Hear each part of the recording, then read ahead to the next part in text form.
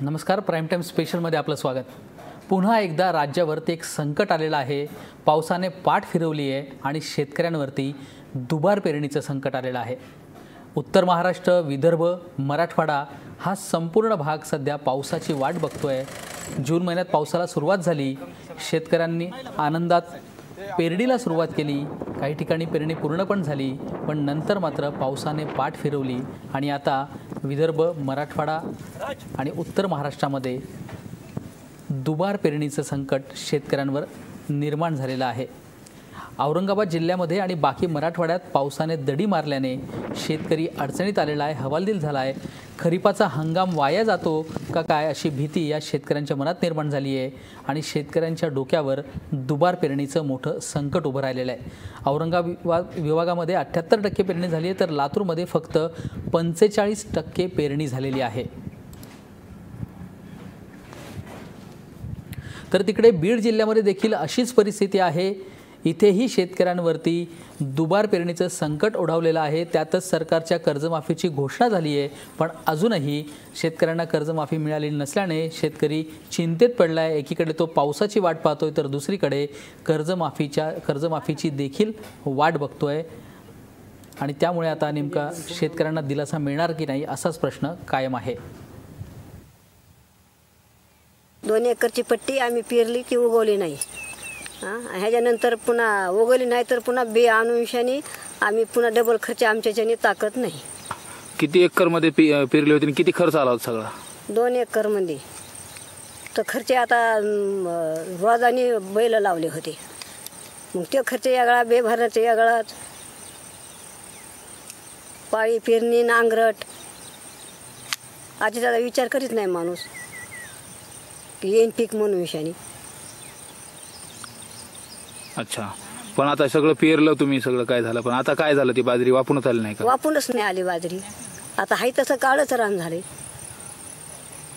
अच्छा, आता डबल आणखी पेरावं लागेल? डबल अजून पेरायचं तर बी नाही, मग आता कसं काय करणार? पुन्हा डबल मग बॅग आणावं का काय करावं, आता पाऊस बी पडा नाही। 15 दिवस झालं पाऊस नाही, काही नाही, सरक्या पण सुकून गेल्यात आणि शेतकऱ्यांना वाटलं की आता चांगला माल येईल, सगळ्यांनी हे केले, धान्य ते चांगलं पेरले, माल इतकाला, खत पाणी इतकाला वापरले भारी भारी, मग आता ते करपले, आता गिलासाने पाणी वाटायची बारी आली त्याला, मग आता शेतकरी तरी काय करणार?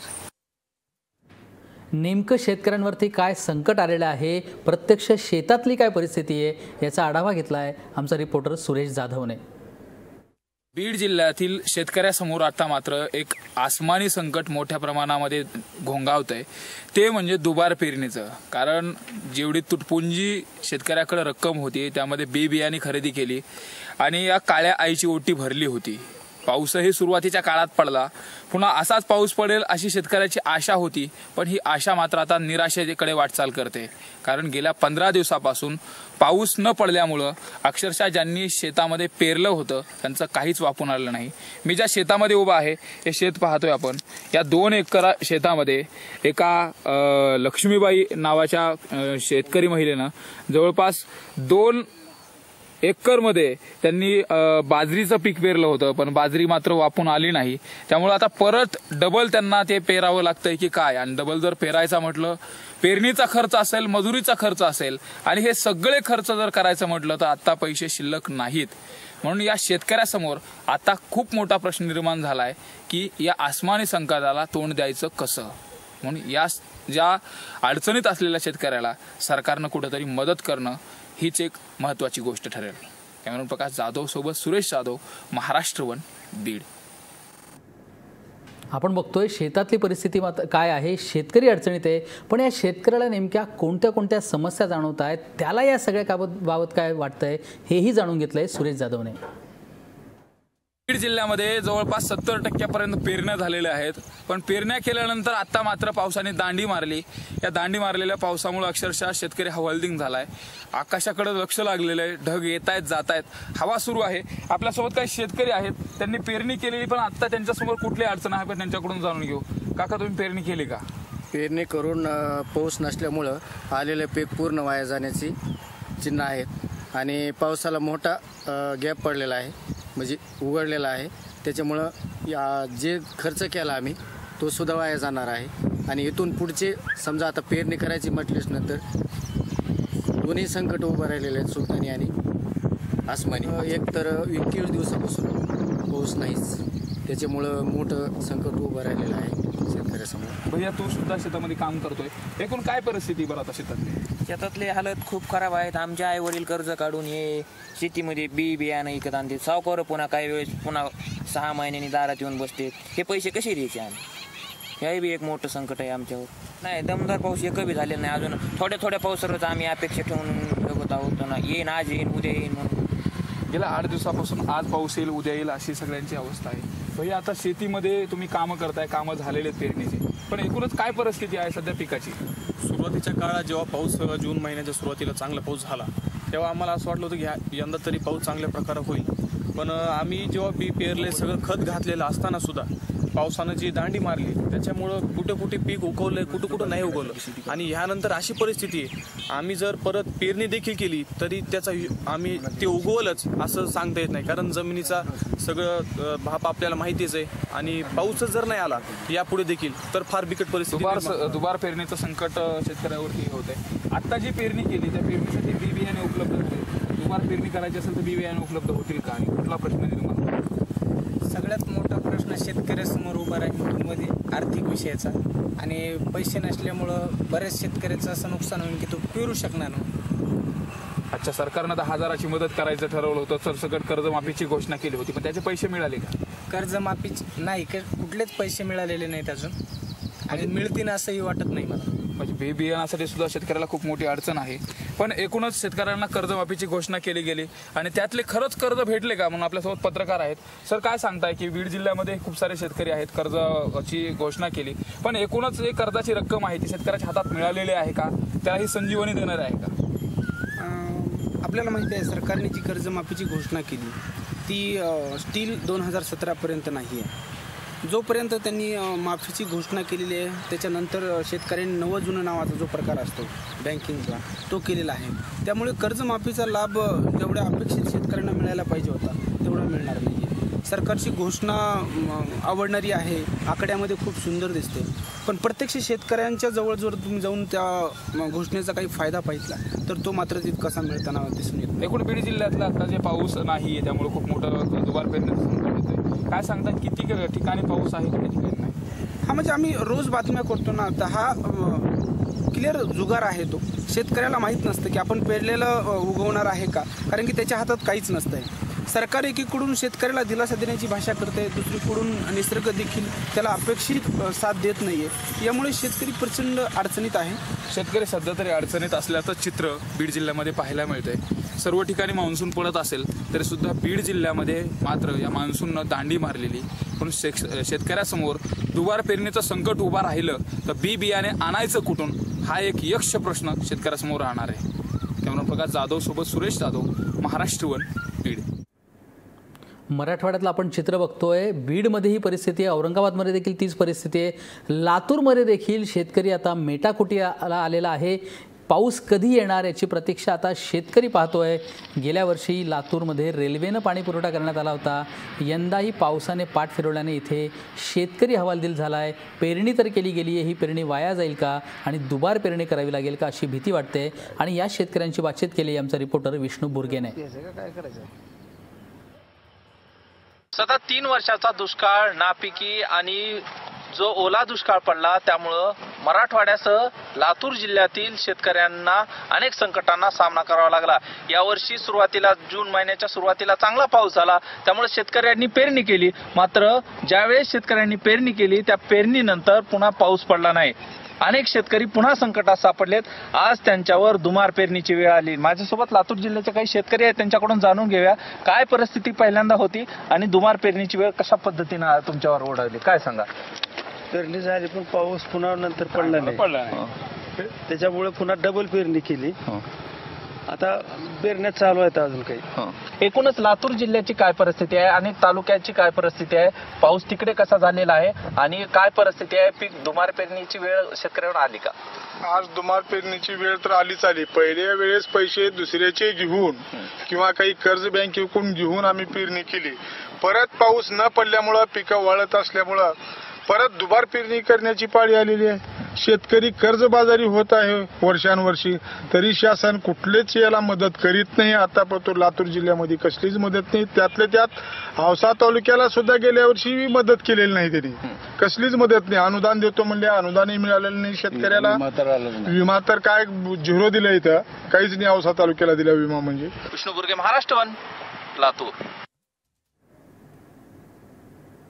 शेतकऱ्यांवरचं हे संकट नेमकं कसं आहे, सरकारचं याबाबत काय म्हणणं आहे, हे सगळं आपल्याला बघायचं आहे. पण त्यापूर्वी घेऊया एक ब्रेक.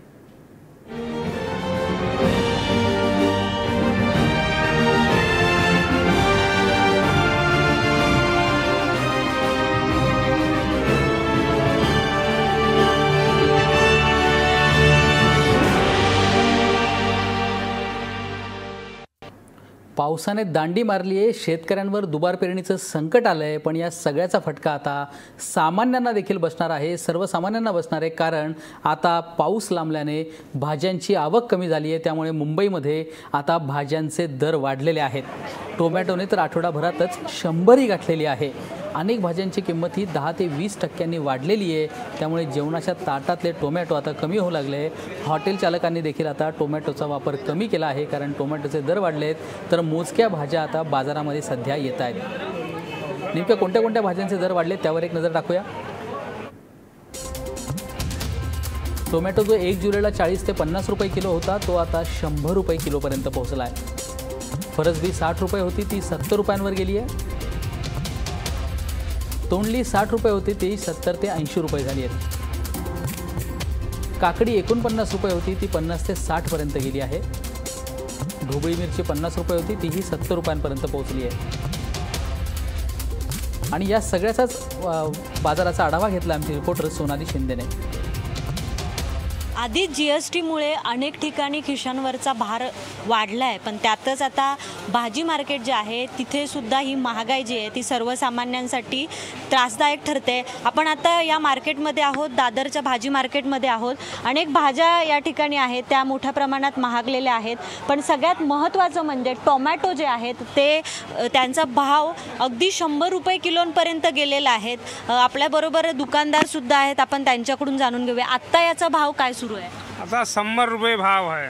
आणि 1 जुलैला साधारण किती होता? 1 जुलैला 50-60 होता, म्हणजे दुपटीने वाढलाय. पण काय याचं नेमकी कारण काय सांगा? हे पावसामुळे पावसामुळे माल सडलाय, त्यामुळे बाजारात आवकच कमी असं ते सांगतायत. कारण एकूणच पावसाळ्यामध्ये भाज्यांचे दर दरवर्षी महागतात, पण टोमॅटो 100 रुपये किलोवर गेलेला आहे. काय सांगाल, कशा आहेत भाव बाजारात तुम्ही फिरतायत? हो, सगळे महागच आहे, सगळे व्हेजिटेबल सगळे महागच आहेत. तरी साधारण किती भाव, किती पटी? मी जस्ट आले, पण टोमॅटो 100 रुपये किलो आहेत. आणि हे मग तुम्ही घेणार की नाही घेणार? काय आता घ्यायलाच पाहिजे, लागतात तर घ्यायलाच पाहिजे. बाजारभाव महागच आहे, सगळ्याच वस्तू महाग आहेत. भाज्या ज्या 10-15 होत्या त्या 20 पाव किलो, टोमॅटो 100च्या आसपासच आहे. सगळ्याच भाज्या महाग आहेत. लोक ह्या भाज्या घेऊन जातात कारण गरजेची वस्तू है. आप इतने टोमेटो लेके कहाँ जा रहे हैं? मैं होटल में सप्लाई करने के लिए जा रहा हूँ. अच्छा, तो कितने किलो टोमेटो लिए आपने? 10 किलो. 10 किलो. और ये डेली 10 किलो आप लेते हैं? 60-70 किलो जाता है, तो बहुत कम डाल रहा हूँ, माल नहीं है इसके लिए. अच्छा, तो डेली 60-70 किलो लेके जा रहे हैं? किलो जाता है, उसमें खाली 10 किलो दे रहा हूँ क्योंकि माल नहीं है. भाव भी बढ़ गए? भाव बहुत बढ़ गया, 80 रुपया होलसेल मार्केट वाशी का है. और जब आप लास्ट 1 जुलाई को करीबन आए थे तब कितना था? तभी 40-50 में था. 40-50 रुपये किलो था, अभी दुगना हो गया. पावसामुळे टोमॅटो सडलेत आणि त्यामुळेच याचा परिणाम जो आहे तो सर्वसामान्यांवर झालेला पाहायला मिळतो. मुंबईहून व्हिडिओ जर्नलिस्ट विनोद सोनाली, महाराष्ट्र वन. वेळ झाली एका ब्रेकची. पाहत राहा महाराष्ट्र वन.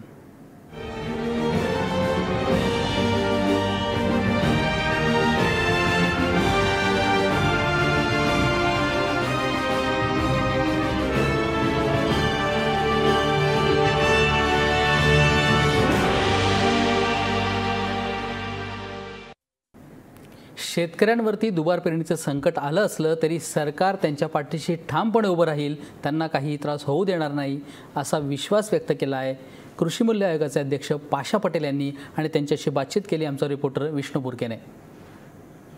भाजप सरकार बोलतंय की कर्जमुक्ती आता आम्ही शेतकरी केलेले आहेत, मात्र लातूर जिल्ह्यासह मराठवाड्यातील अनेक शेतकऱ्यावर दुमार पेरणीची वेळ आलेली आहे.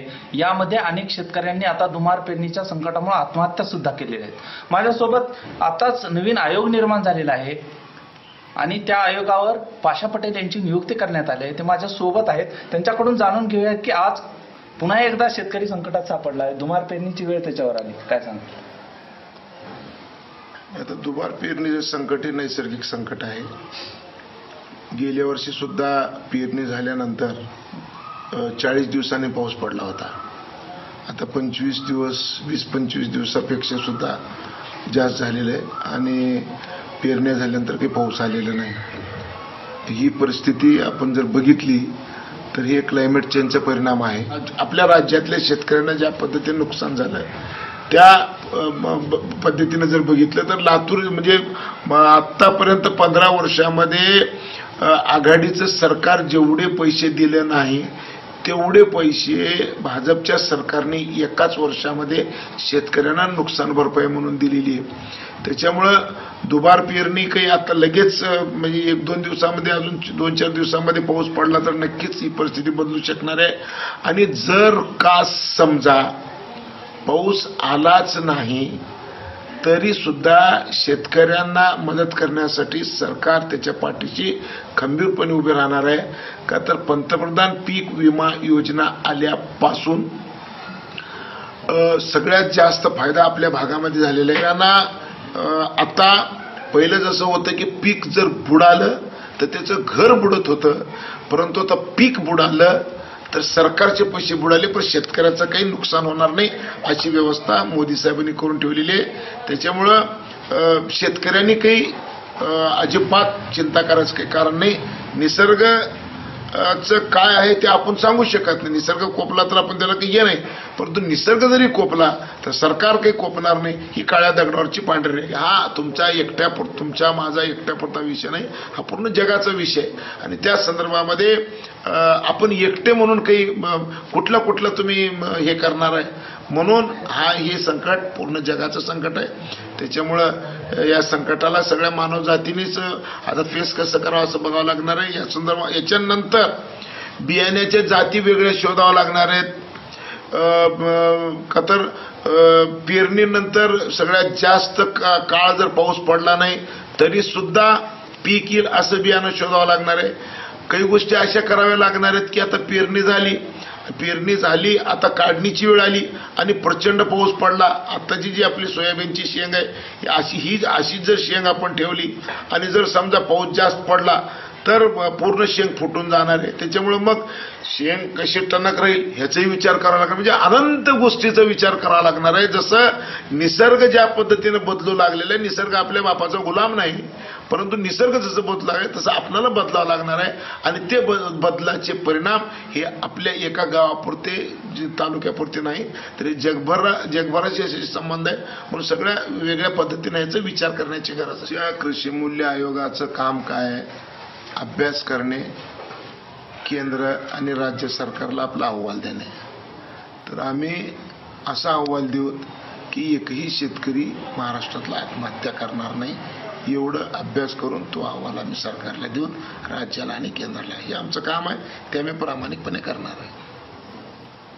एकूणच लातूर जिल्ह्यासह मराठवाड्यासह महाराष्ट्रात जी परिस्थिती दुमार पेरणीची उद्भवलेली आहे त्यामागं भाजप सरकार निश्चित खंबीरपणे यापुढे उभा राहील हे सांगत आहेत. विष्णू बोरगे, महाराष्ट्र वन, लातूर. आता दुबार पेरणीच्या या संकटात सरकार शेतकऱ्यांसोबत कसं उभं राहतं ते पाहणं महत्त्वाचं ठरणार आहे. वेळ झाली इथेच थांबण्याची. पाहत राहा महाराष्ट्र वन.